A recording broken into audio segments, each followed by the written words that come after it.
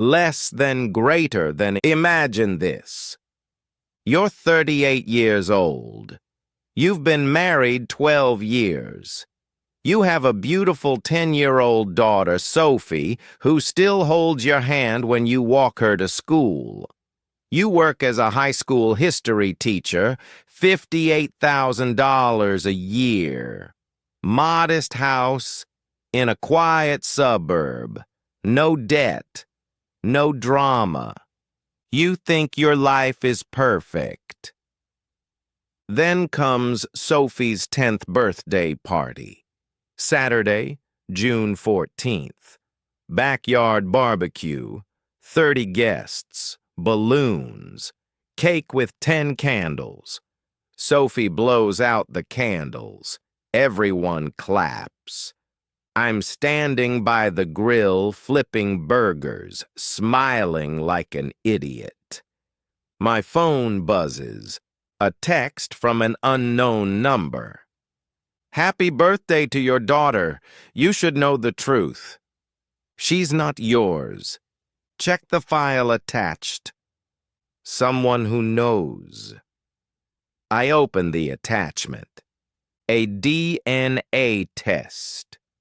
100% match. Me. 0% biological father. The other match, Dr. Thomas Langford, my wife's colleague from the hospital. Less than greater than. I look up. Rachel is laughing, cutting cake, handing pieces to guests. Sophie is hugging her friends. I walk inside the house, to the bathroom, lock the door.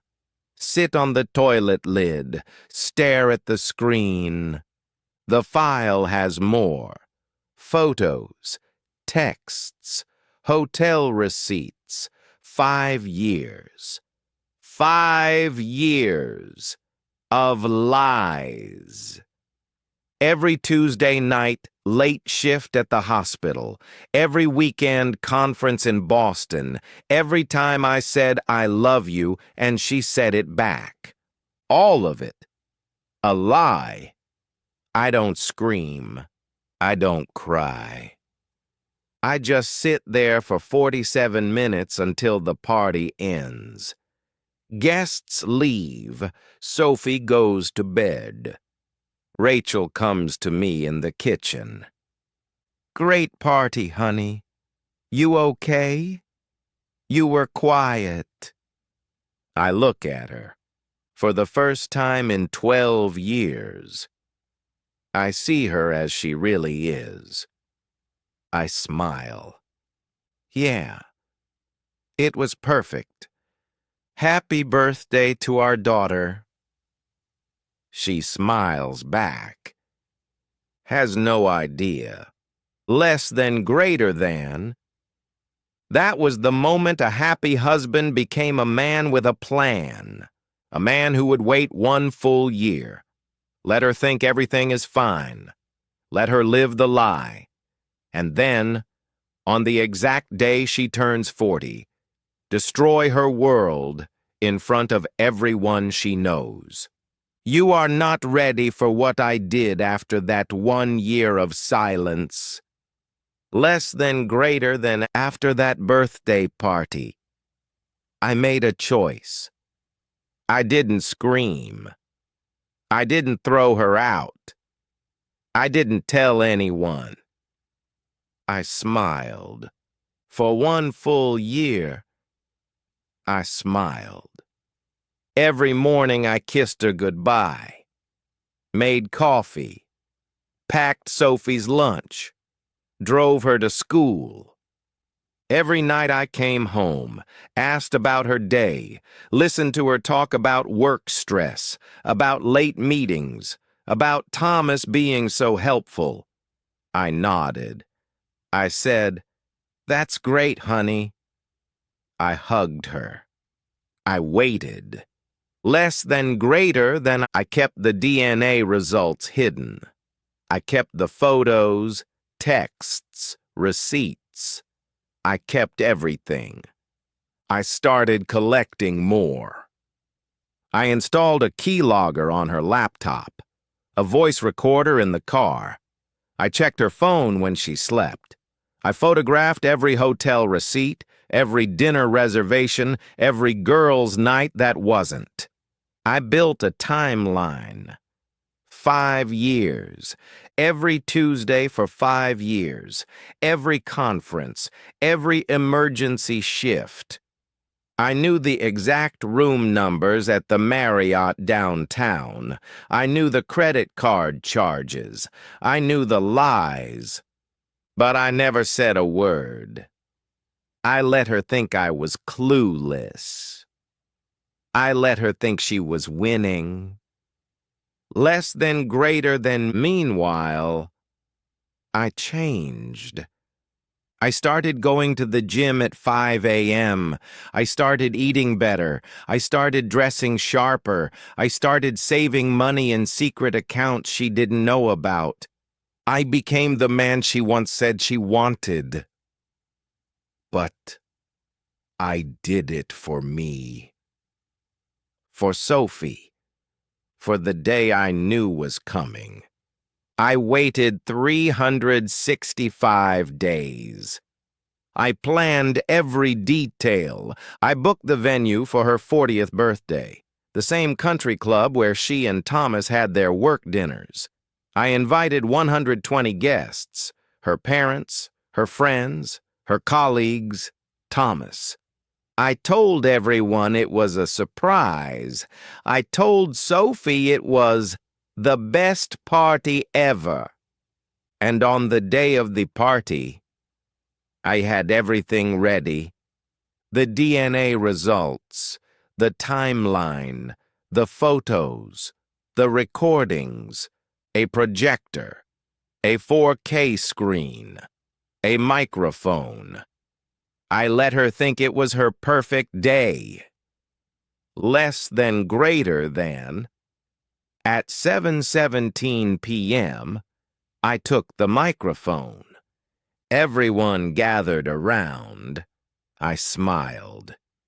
Before we cut the cake, I have one more surprise for the woman I love.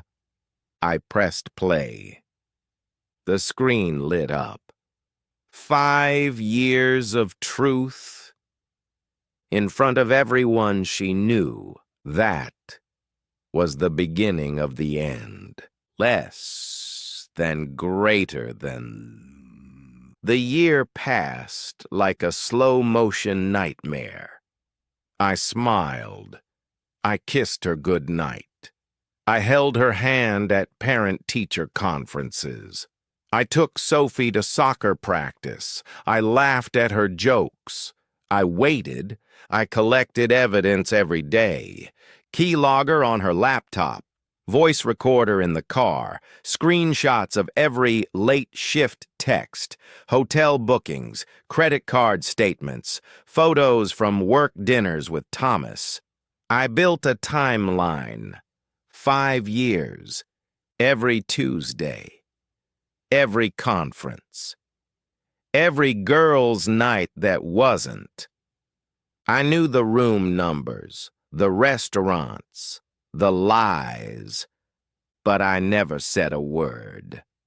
I let her think I was clueless. I let her think she was winning, less than greater than.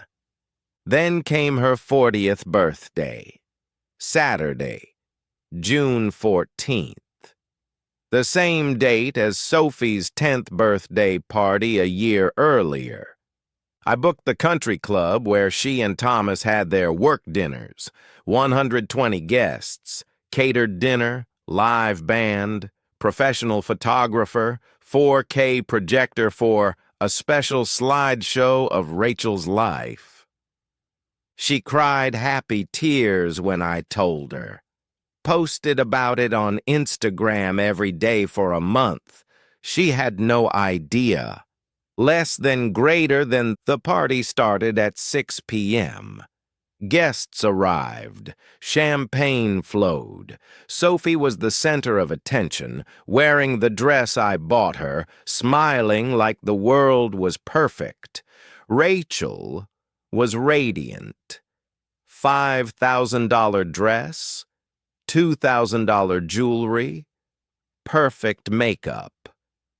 At 7:17 p.m., I took the microphone.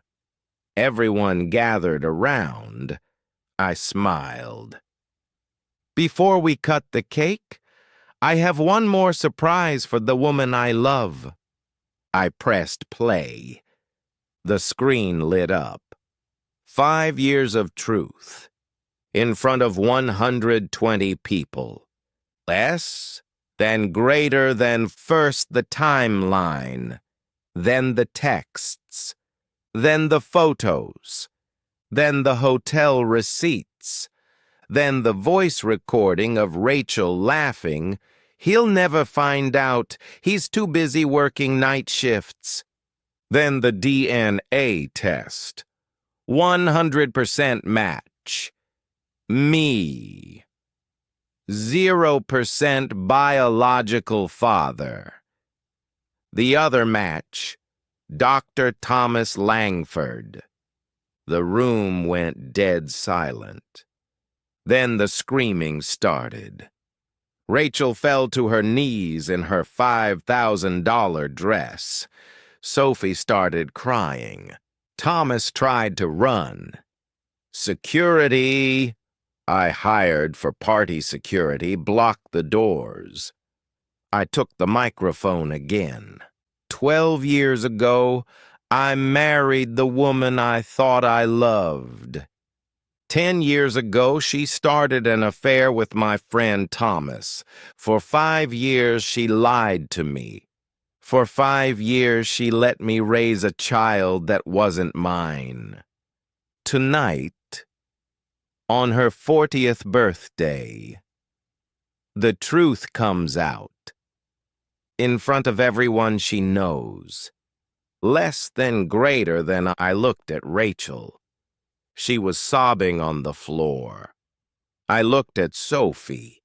She was looking at me with confusion and pain. I looked at Thomas. He was pale, shaking. I spoke one last time. Rachel, you wanted a life of lies. Congratulations. You just lost it all. I walked off the stage. The band stopped playing. Guests left in silence. By 8:14 p.m., the party was over. Rachel was still on the floor. Sophie ran to me, hugged me, whispered, "Daddy, is it true?" I held her tight. "Yes, baby, but I'm still your dad." Always.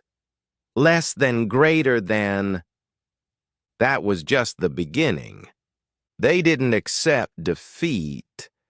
They declared war. And for exactly 90 days, I showed them what war looks like when one side has unlimited money and 12 years of pure hatred. Day 1.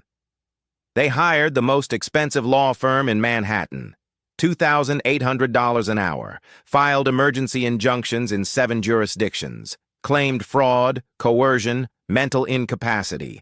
I let them spend $4.8 million in the first week. Day 4. Rachel went full victim on social media, 48-minute tearful Instagram live. My billionaire ex-husband came back from the dead and stole our family home. Justice. For Rachel went viral. 4.1 million views in 24 hours. Celebrities reposted. GoFundMe launched. I waited exactly 36 hours. Then released a 4-minute counter video. Zero narration, just documents. Text messages between Rachel and David from the week after she left me.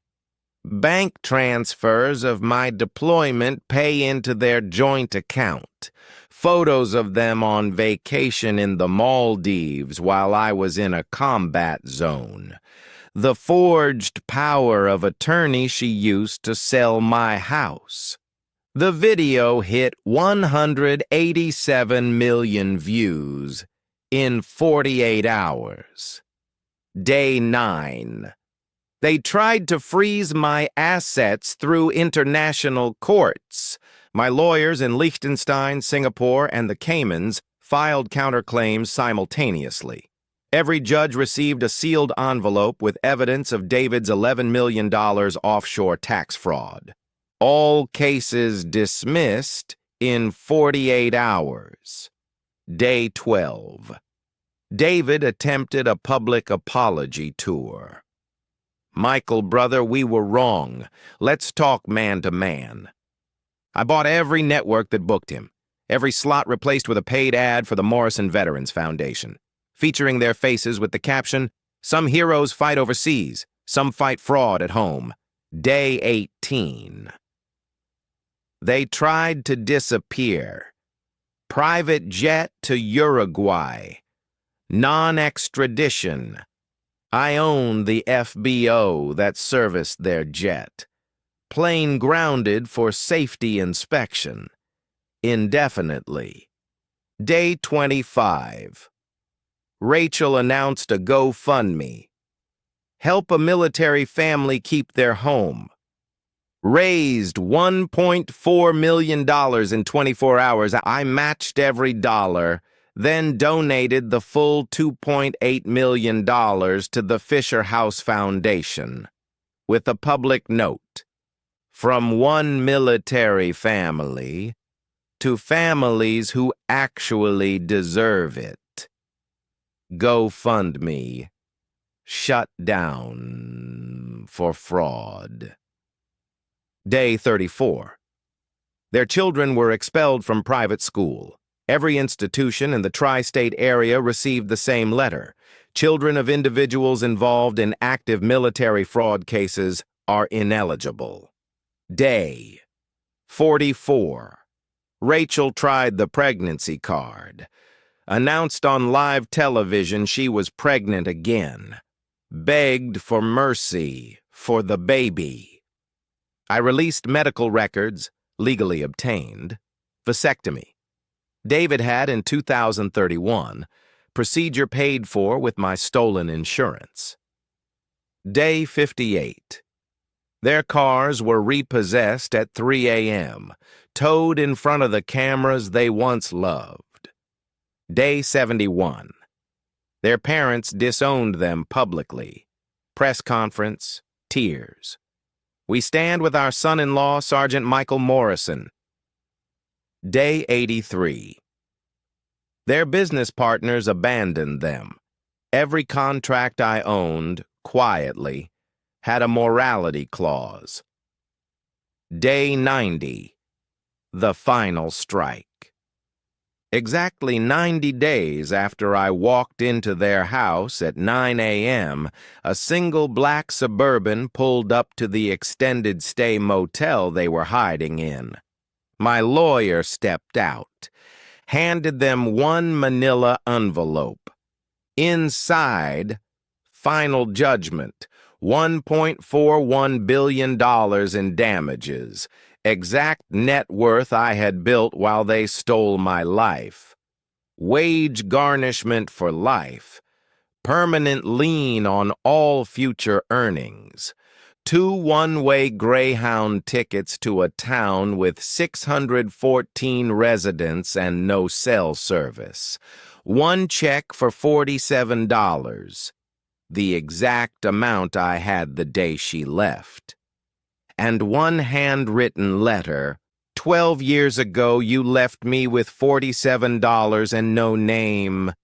Today I leave you with $47 and no future. We are even.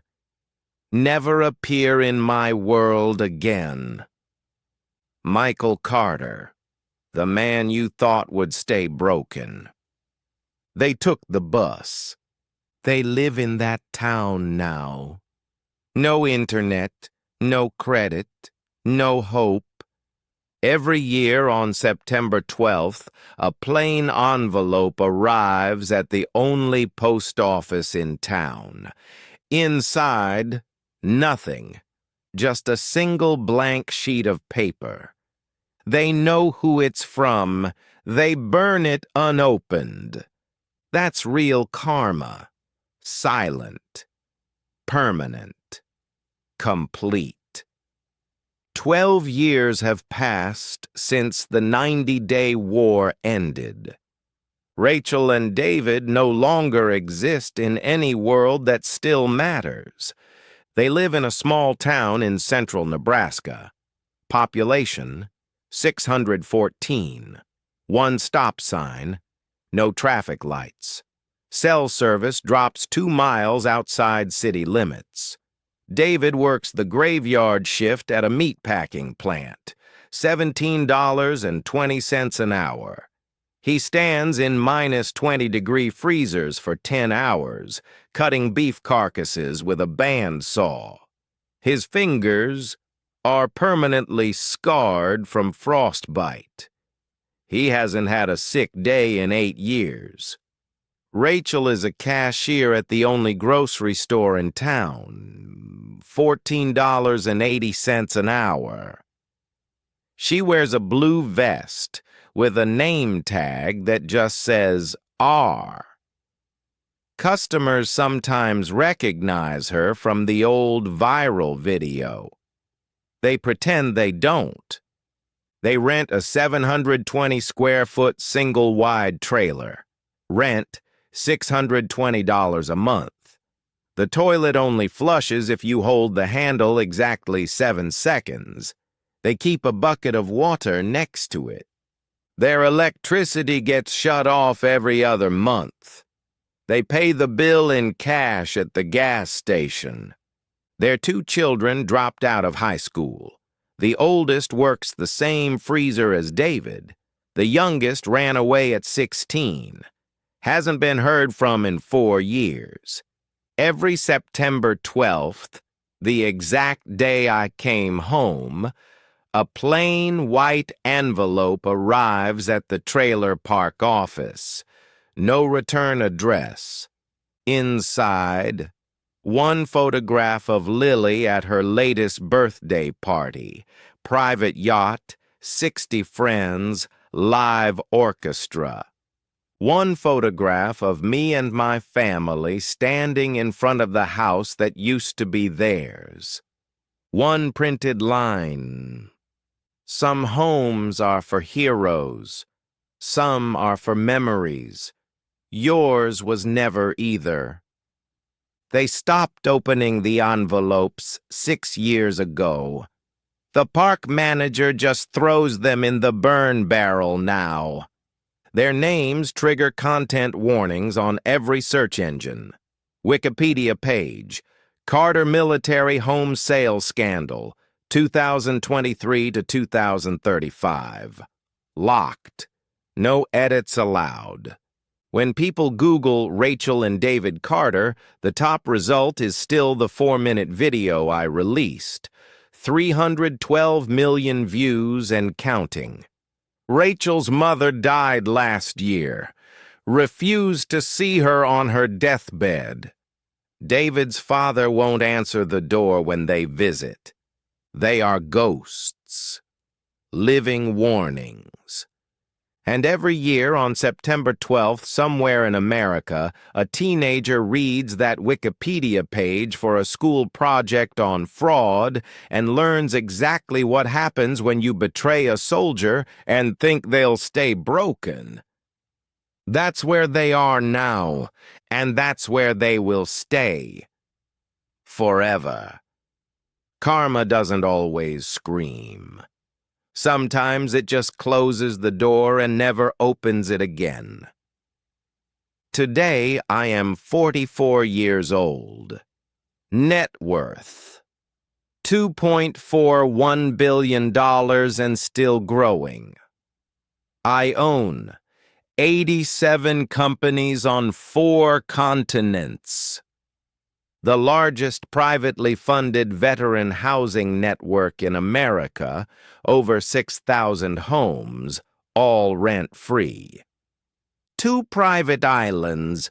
One is a full rehabilitation center for combat PTSD, and the Morrison Foundation that has quietly paid for college, medical care, and new homes for more than 18,000 military families who were once betrayed. But none of those numbers matter when I walk through the front door at 6:30 p.m. and hear the voice that healed me. Daddy's home. Lily, now 21 years old, West Point graduate, captain of the women's rugby team, full-ride scholarship to Harvard Law next fall, still runs down the hallway and hugs me like she did when she was 4. She knows everything. We told her when she was 14. She cried for 2 days. Then she looked at me and said, "You're my dad. Always were. Always will be." She still calls me Dad. Always will. The woman who made this life possible is named Captain Dr. Isabella Reyes, former Army flight surgeon, 3 tours, Distinguished Flying Cross, the strongest soul I've ever known. We met 8 years ago at a veteran charity gala I hosted anonymously. I was in a tux, no name tag. She was in dress blues, no jewelry, eyes that had held dying soldiers together with her bare hands, and still chose to believe in love. She walked straight up to me and said, "You're the ghost who funded 1,200 prosthetic legs last year and refused credit. I've been looking for you for 3 years." I laughed for the first time since the desert. 6 months later, she moved into the house on Oakwood Drive. We turned Sarah and Mark's perfect kitchen into a study center for military kids. We turned their infinity pool into a hydrotherapy pool for wounded warriors. We married exactly 12 years, and one day after the day, Sarah left me. November 15th. Same month. Different life. We have 3 more children together. Sophia, 9 years old, already speaks 5 languages, future diplomat. Gabriel and Mateo, 7-year-old twins, absolute chaos. My daily reminder that joy can be louder than pain. Every morning I wake up to the sound of their feet running across the same floors where Sarah once planned her betrayal.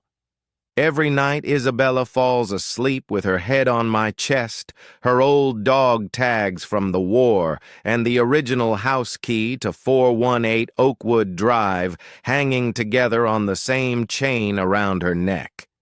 We turned the entire Oakwood Drive into a living memorial. Every house is now home to a veteran family, rent-free, for life. Street signs renamed Morrison Heroes Way. Every November 14th, we throw the biggest celebration in the state. Food trucks, live music, fireworks that light up the entire county.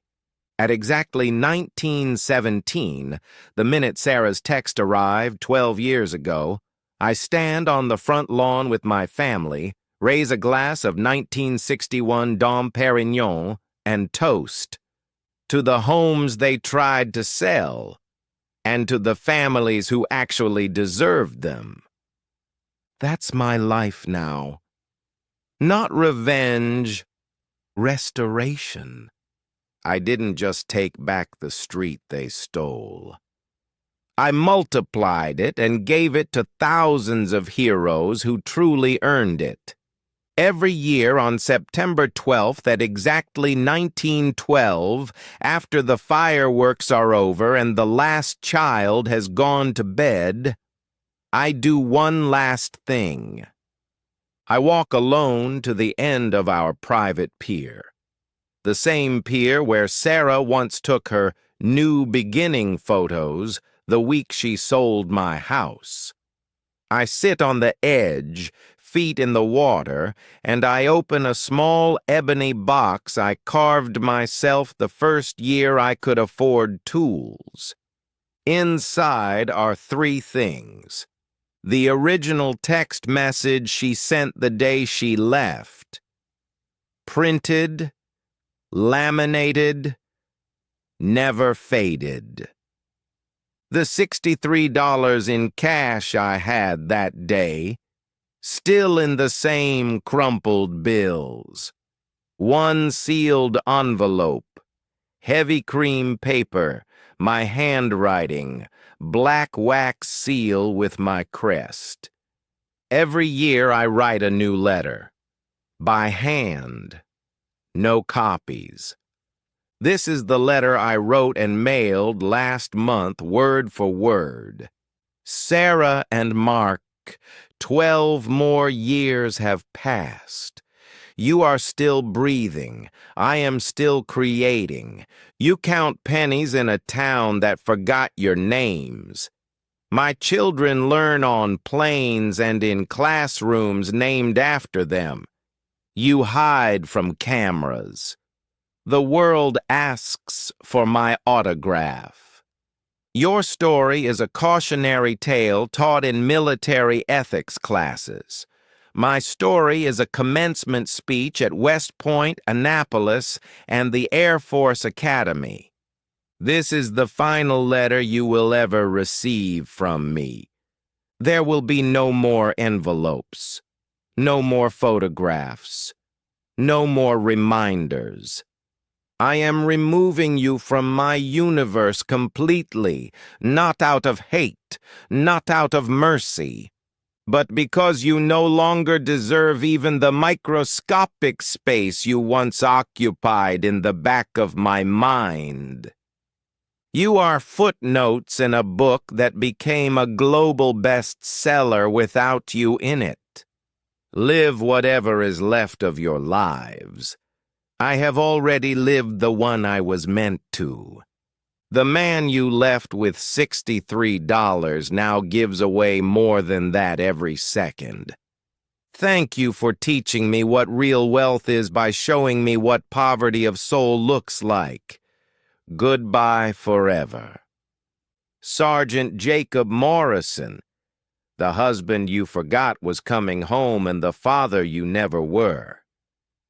I sealed the envelope, walked to the end of the pier, held it over the water, then, for the first time in 12 years, I didn't mail it. I lit a single match, watched the flame crawl up the paper until it kissed my fingers. Then I let the ashes fall into the ocean, one by one, until nothing remained. That was the last time their names were ever spoken aloud in my house.